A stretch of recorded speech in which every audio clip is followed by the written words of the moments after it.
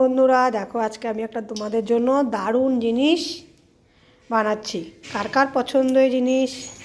এই দেখো, শুটকি মাছ। শুটকি মাছগুলোকে ধুয়ে গরম জল দিয়ে ধুয়ে নিয়েছি।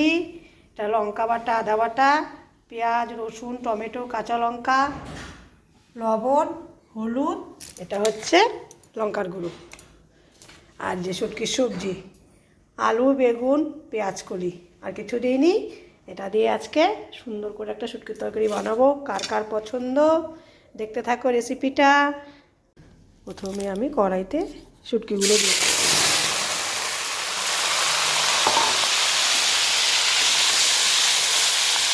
শুটকিগুলোকে সুন্দর করে ভেজে নেব।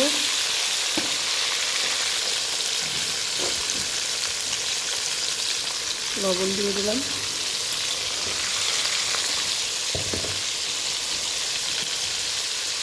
হলুদ দিয়ে দিলাম,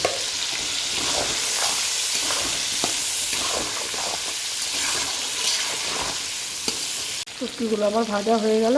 আমি এখানে এখন বাটা মশলাটা দিয়ে দেবো।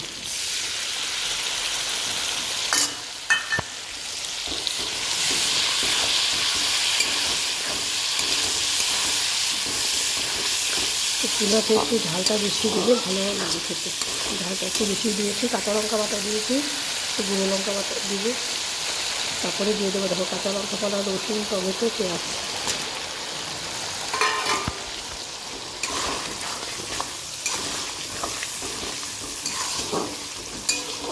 ওটা সুন্দর করে কষিয়ে নেব। এখানে আমি দিয়ে দিলাম লঙ্কার গুঁড়ো দিয়ে এখন আমি এখানে সবজিটা দিয়ে দেবো। সবজিটা দিয়ে অনেকক্ষণ কষিয়ে নেব। শুটকিটাকে একটু ঢেকে দিয়েছিলাম। এই দেখো অনেকটা মজে গেছে শুটকিটা।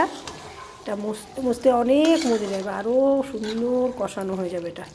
এটাতে আমি জল টল কিচ্ছু দেবো না। দেখো বাবলুর ভাত বসছি, বাবলুকে খাবার দিয়ে দেবো। টাইম হয়ে গেছে। মাংস ডিম দিয়ে দেবো।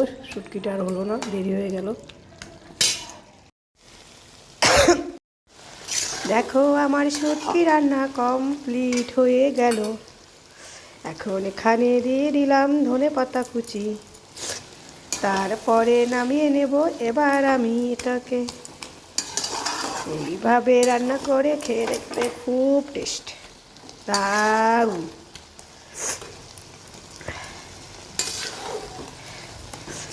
আগে হলো দর্শনধারী, পরে হলো গুণবিচারী।